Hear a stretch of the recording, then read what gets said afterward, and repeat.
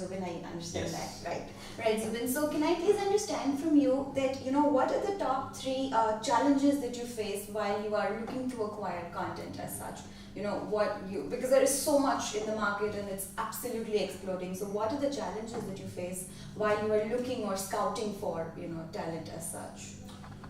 So actually, when we look at content, we have been in the business of content for the last 55 years, Wow. literally. So we understand content pretty well, Right. if I may say so modestly.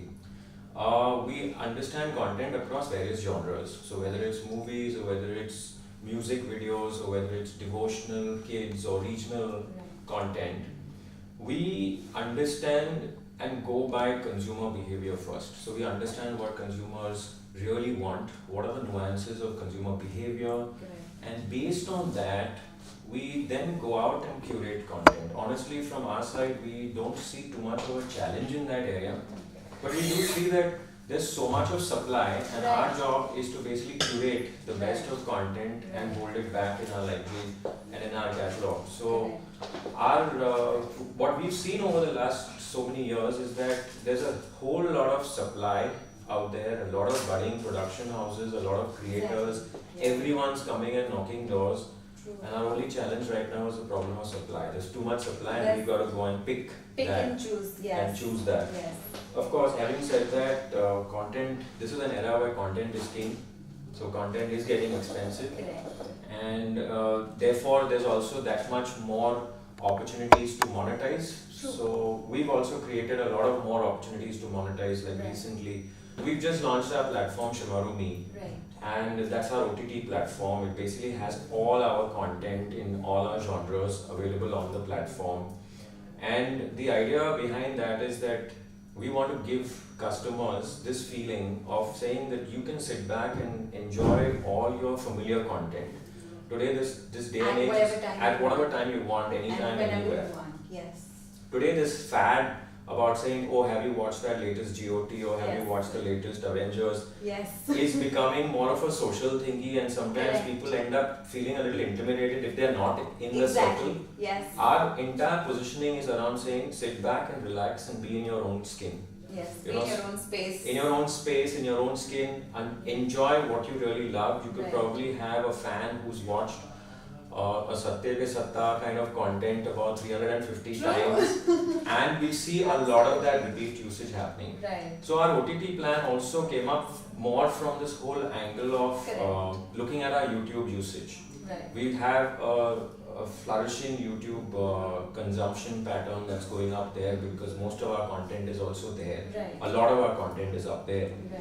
And what we are seeing on YouTube is that the patterns are clearly demarcating the tier 2 and tier 3 audiences Exactly. who are Yes. preferring to repeat consume content versus the tier 1 audiences who say, okay, I've seen an original, I'll never come back I'll and never see come it back again. again. Correct. So the perishability of originals has a very high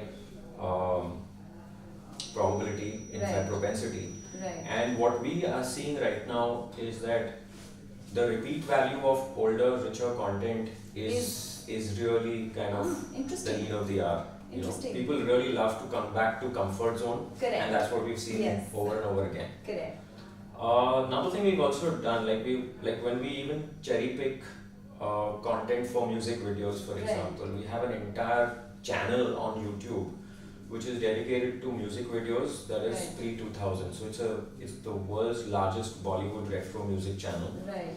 It's got about 22 million subscribers on it. It grows at about 1 million subscribers every month Right. organically. We Right. don't end up we don't end up promoting it at all. Right. It just comes on. It just happens It's on its just own. automatic. So we are seeing so much of consumption, and YouTube's Yeah, I also think with the Munni Badnamu, people want to go back to. they want to go back for all They want kinds to go of. back to all, where they lived or where Yeah. they hail from. So it's always that comfort zone. Oh yeah, Correct. this is my territory, my zone. Absolutely. Absolutely. So that's the kind of way we look at content as such.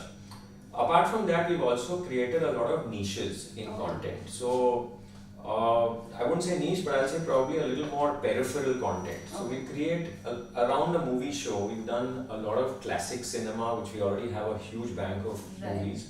right from the Mughal Azams to the Mother Indias and that kind of content. 3, 2, 1, start.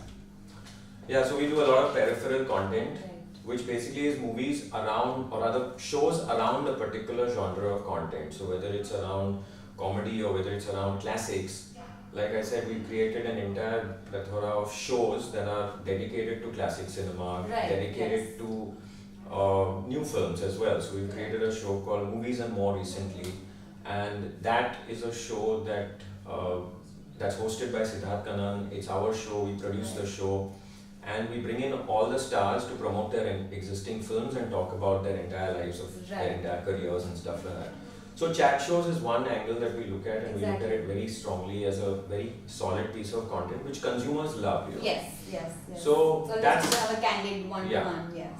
So we've seen a lot of that kind of traction on content that we've created, and today, safely and very happily, we can say that we have about 3,500 movie titles as such, and about 3,500 hours of non-film content across the devotional, kids, and all the peripheral stuff that we have.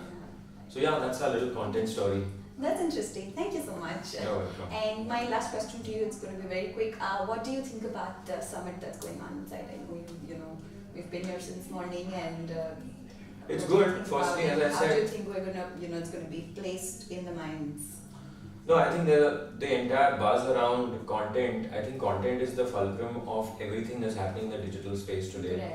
Today it's not about marketing, it's not about AWOD, it's not about advertising as such, but it is about content and how content is getting consumed. So if you look at the key KPIs of a YouTube or an OTT platform or a content company, it is about where it's distributed, one, and how much is getting consumed, two, and what is getting consumed and who's consuming it. So the key element of content is any discussion forum which actually propagates content is something that's always going to be buzzy and full of insights from every single entity. Everyone will have a view and everyone will have some experiences to share. It's great to come to such kind of events and see such kind of stuff. And as I said, today is a Saturday, to see such kind of an enthu audience on a Saturday morning is really very encouraging. So that's good. That's good. Thank you so much. Not at all. Good. Right.